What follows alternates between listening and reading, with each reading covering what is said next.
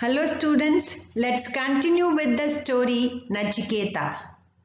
In the previous session, we have learned that this story is taken from Kathopanishad, which is considered to be one of the most popular Upanishads, and the story is about a teenage boy Nachiketa and his meeting with the god of death Yama.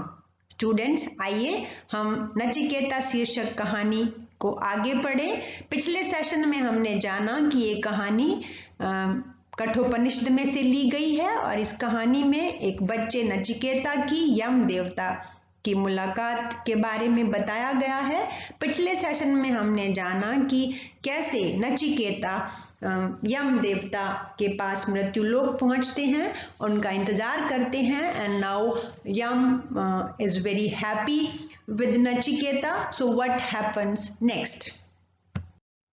Yama was pleased to know about Nachiketa's courage and determination. पिछले session में हमने जाना कि यम देवता नचिकेता के साहस और दृढ़ निश्चय से बड़े खुश थे।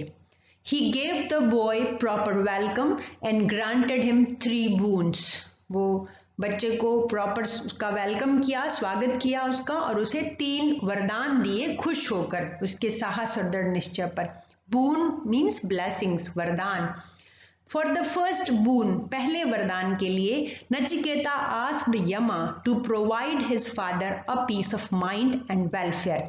पहले वरदान में नचिकेता ने अपने पिताजी के लिए मानसिक शांति और कल्याण मांगा।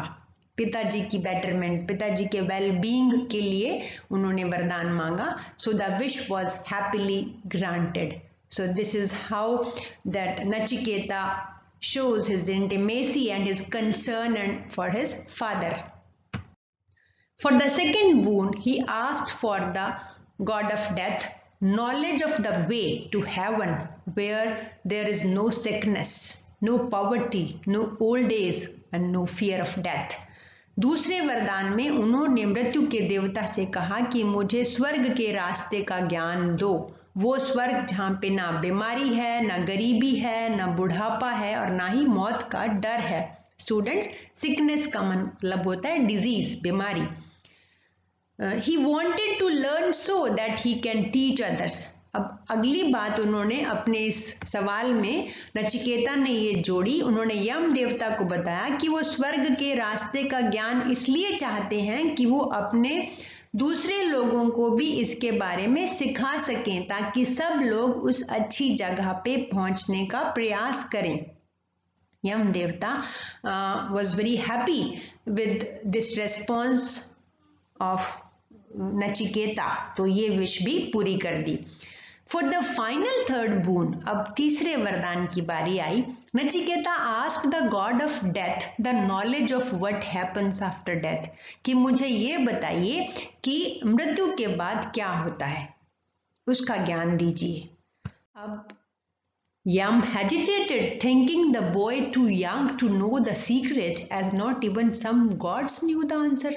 अब यम देवता थोड़ा हिचकिचाए, हेजिटेट मीन्स हिचकिचाना, सोचने लगे कि ये बच्चा तो बहुत छोटा है इतना बड़ा रहस्य जानने के लिए और ये चीज तो बहुत सारे देवताओं को भी इसका जवाब नहीं पता।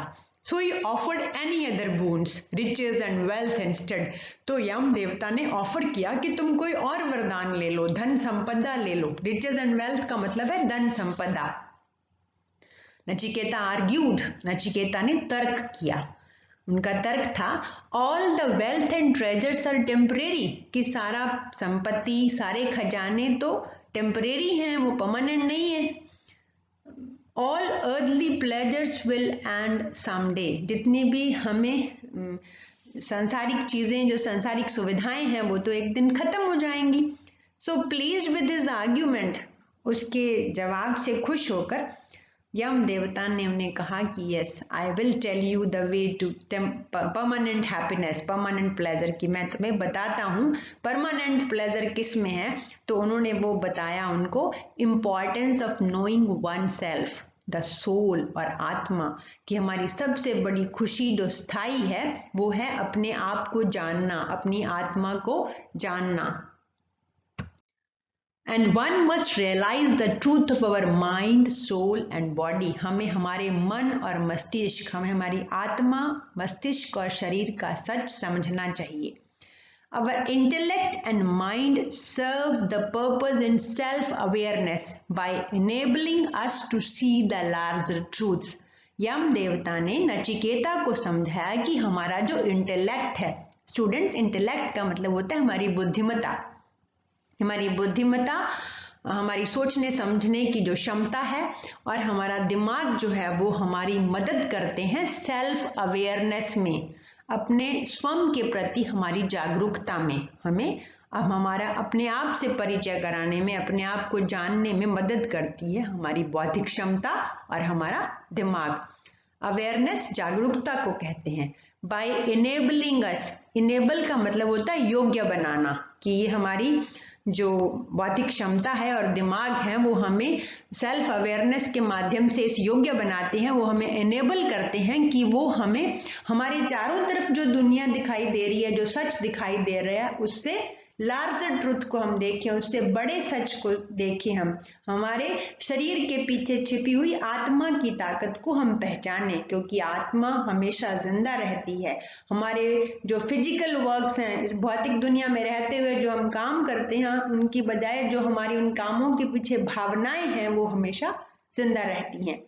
One must learn to separate our soul from our body only when do we realize the existence of our soul. हम तभी अपनी आत्मा को शरीर से अलग करके समझ पाएंगे जब हम हमारी आत्मा के अस्तित्व को समझेंगे, जानेंगे। रियलाइज करना होता है महसूस करना, एग्जिस्टेंस होता है अस्तित्व। And that is the only thing which remains after our body perishes in death. क्योंकि यही वो चीज है जब हमारी बॉडी नष्ट हो जाती है डेथ में। पेरिशेस का मतलब होता है गेट्स डिस्ट्रॉयड, खत्म हो जाना, तब भी हमारी आत्मा जीवित रहती है। And when the body dies our soul continues to exist. Exist का मतलब भी होता है अस्तित्व में रहना, तो शरीर के मरने के बाद आत्मा जीवित रहती है, आत्मा अस्तित्व में रहती है। ये ज्ञान यम देवता ने नचिकेता को दिया। Having attained this enlightening wisdom, attain का मतलब होता है पा लेना, रिसीव कर लेना, to get something। तो ये बहुत मन को जागृत कर देने वाला enlightening जो बुद्धि थी, ज्ञान था, वो पाने के बाद Nachiketa became free of the cycle of birth।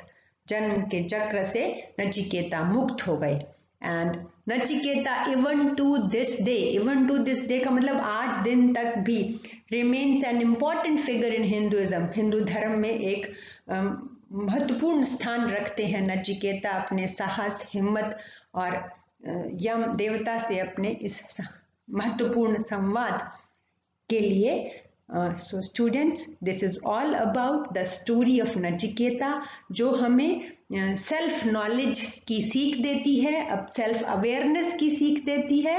और जैसा कि मैंने पहले भी कहा, लैंग्वेज के स्टूडेंट होने के नाते इस कहानी से निश्चित रूप से all of you have learned some new words, so use them. Thank you.